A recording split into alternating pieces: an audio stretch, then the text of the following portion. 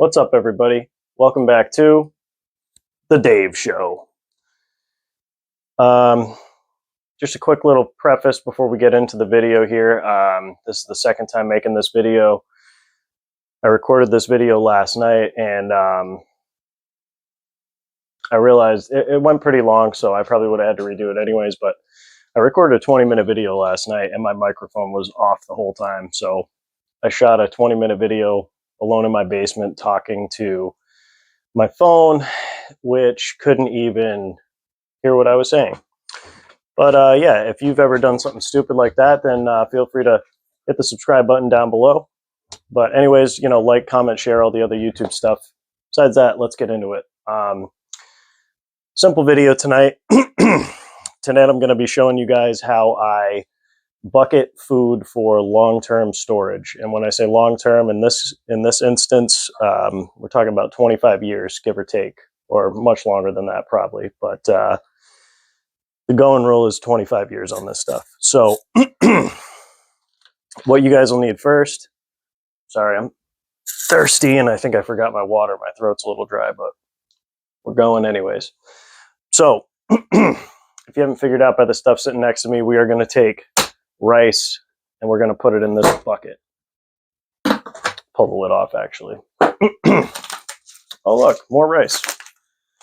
So we have a total of 25 pounds of rice here. What you want to do is you want to go for the long grain white rice. It doesn't have to be this brand. It can be any. I just bought this brand in particular because it was on sale this week. Not the 5-pound bag, but specifically the 20-pound bag. It's the same brand. You'll see that in a minute. But I picked that up on sale for $10 for a 20-pound bag. Rice used to be a lot cheaper.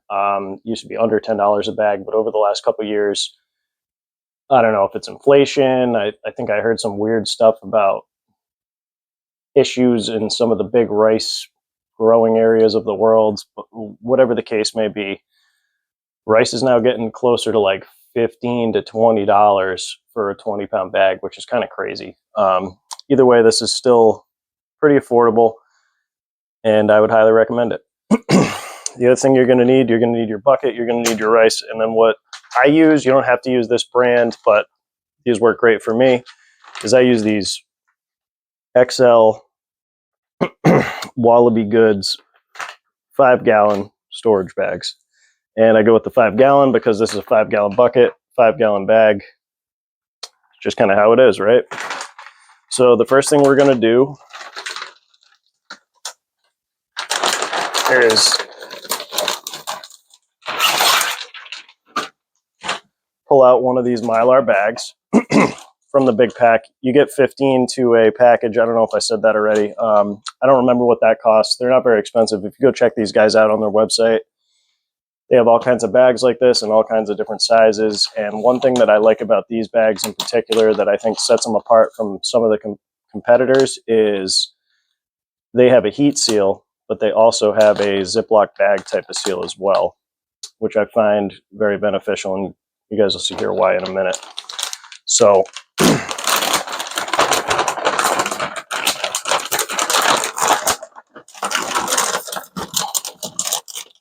first step here is we just open the bag up and we kind of put it in our bucket. These are food grade buckets from Tractor Supply. That's what I go with. I don't get the food grade lids because they're a lot more expensive. The buckets are like $5. I think if you buy the food grade like sealable lids with a gasket in them, it's like more than double the cost of the bucket. So I buy the cheaper regular lids. I think these are like $2 a piece. And the bucket itself primarily is just to keep things from damaging this bag. This bag is what's going to do the majority of the work here, but the bucket is the safe haven that we decide to put this stuff in. And the biggest reason that I do this with these dry goods versus like some of your more, I guess, readily available, I don't know if that's the right word, but some of the companies out there that sell these emergency food supply kits, that it's all freeze-dried food and stuff, that stuff's great, but it's pretty expensive, especially the higher quality stuff. in this type of food storage, we're putting this stuff away for long term for a case of emergency, and this is for more of an extended emergency, shit hit the fan, whatever you want to call it, type of scenario. This should be used in conjunction with a rotating pantry, and keeping a good stock of other things like canned goods and other non-perishables that won't be stored in buckets. But the rice is a great supplement. I primarily do this with rice and beans. You can do it with any kind of dried beans. I primarily do black and red beans, and then I'm working on getting a bucket of what is it? Not garbanzo beans, cannelli beans, maybe, whatever those tan, lighter colored beans are. And the beans are a little more expensive than the rice. So what you can do, instead of, if you don't want to go buy a 20-pound bag off the rip, you can just buy from 1 to 5 pound bags of either rice and beans. And then when you've got between 20 and 25 pounds, go ahead and throw it in a bucket. So we'll just get right into it. We've got our mylar bag placed.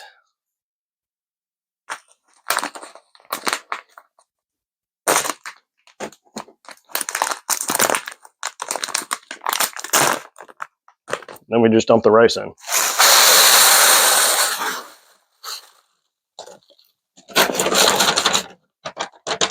right, that was 5 pounds, and then we'll get into the big boy here. The other thing too, I really hope the audio is okay in this video. I know I said I didn't even turn the microphone on last time. I'm using the microphone because there's a lot of crinkling of bags going on, and I'm hoping it picks me up over all of that. If there are issues, feel free to comment and let me know down below.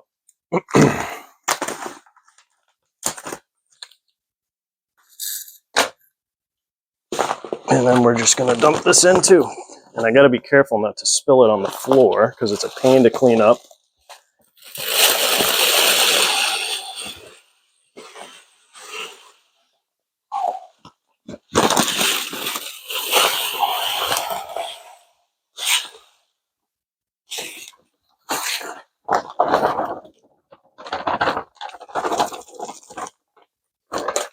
All right, so now our rice is in. We're going to want to shake the bag like that. It'll settle the rice in. It'll kind of conform it to the cylindrical shape of the bucket. And then we're going to push it down like so to get the air out. And then what I like to do, and this is one of the big reasons I say that the Ziploc portion or zip whatever portion of this in conjunction with the seal is great, because you can just zip this up, make sure it's pinched tight.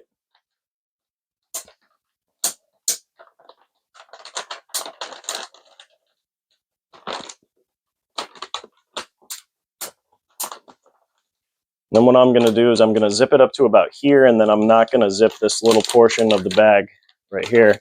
Now this is our second opportunity to really push some oxygen out. And then what else is cool about this package you get from Wallaby is that it also comes with these right here, which are oxygen absorbers. So I believe they're 2,500 cc oxygen absorbers. I'm going to go ahead and use 2. You get way more oxygen absorbers than you do bags in this kit. Just kind of as a side note, I guess. Before I do that though, I got to plug something in.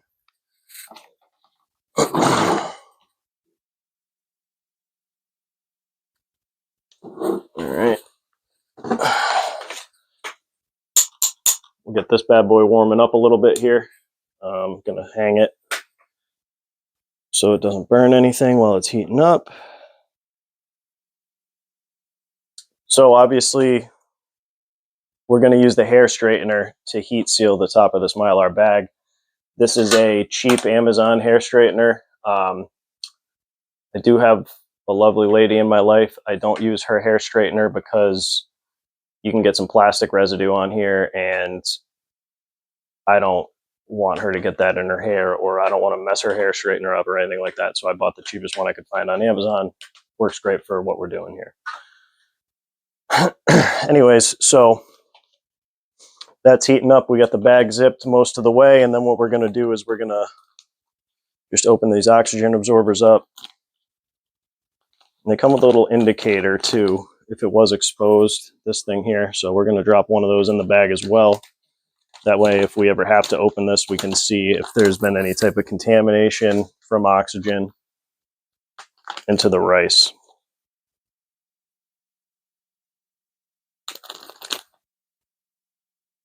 Geez, I'm struggling here. There we go. All right. Now that that's in, we're going to do a final press down. At this point, we're going to zip the remainder of the bag closed. And now, as you can see, we're pretty airtight, which is great. And then we're going to go ahead and try and spin this a little bit so you can see better. We're just going to nicely crimp the top of the bag with the hair straightener. Kind of hold it for like 5 seconds and then just keep moving.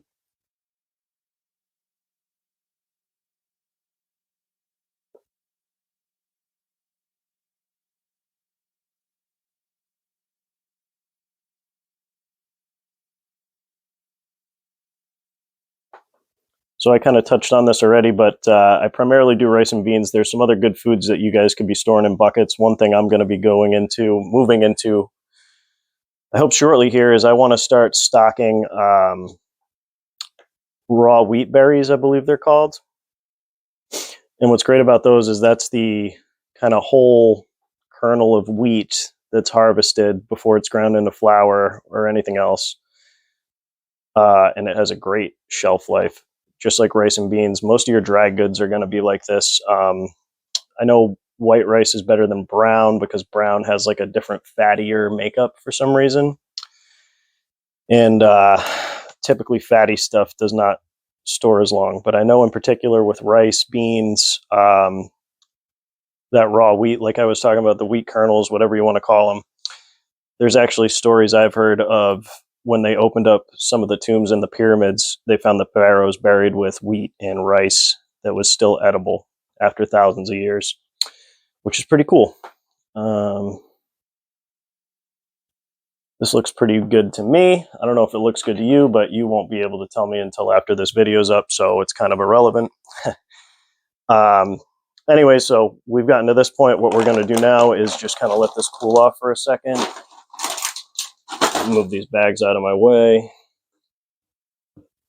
We're going to press this down into here, like so. Get our lid.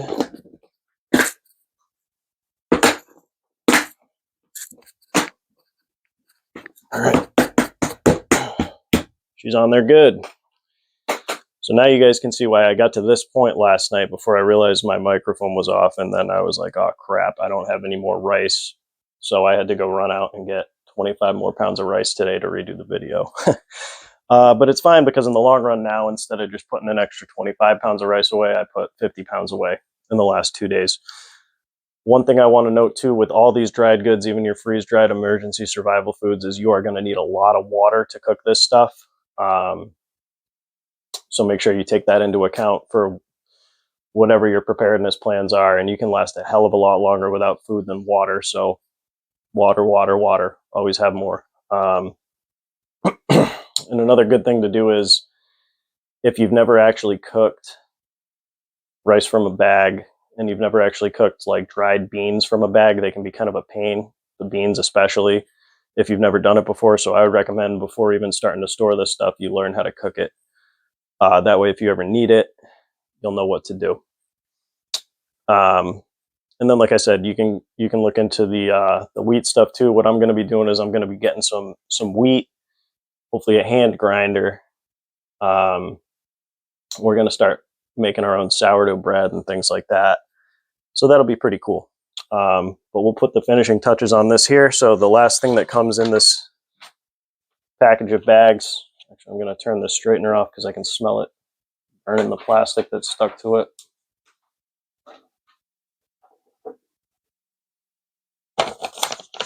So these come with the Wallaby Goods package as well, and what these are, they're just labels. So we're going to take a handy dandy Sharpie. We're going to make note that we have 25 pounds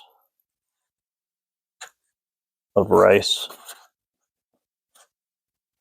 And then we'll put today's date.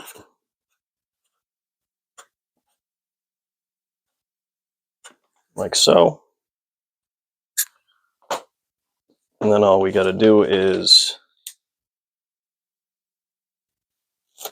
peel this off and stick her right on there, like so. All right, so she's good to go. I'm going to add this to the stack of buckets I have located elsewhere in my house.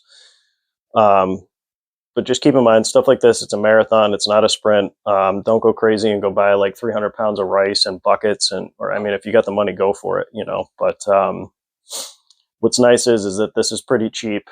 Like I said, for the 20-pound bag on sale, it was $10. The bucket and lid is another $7.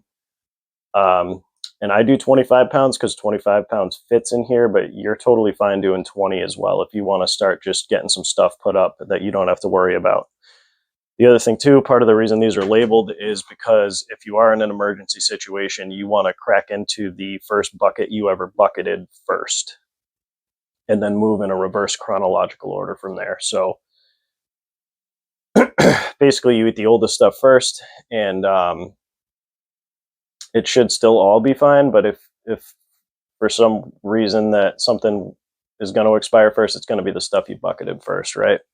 One other thing I forgot to touch on is some people freeze their rice or beans and stuff like that before they bucket them to kill off any like parasites or anything like weevils and stuff that may get in there. I don't do that. And there's two reasons. The first reason is that when you do freeze stuff like that and then thaw it back out, you're introducing a lot of moisture into it, and I'm not a fan of that. So I don't like to do it for that reason. The other reason is I got two 2500 cc oxygen absorbers that are in this bag. We've now created an environment inside the bag that is devoid of oxygen, which means that life will not be able to continue for any organisms that may be in this rice from the store, from when it was harvested, what have you. So I think the oxygen absorbers are good enough to kill off anything that may be in there by not allowing them to breathe. So yeah, that's the basics of it.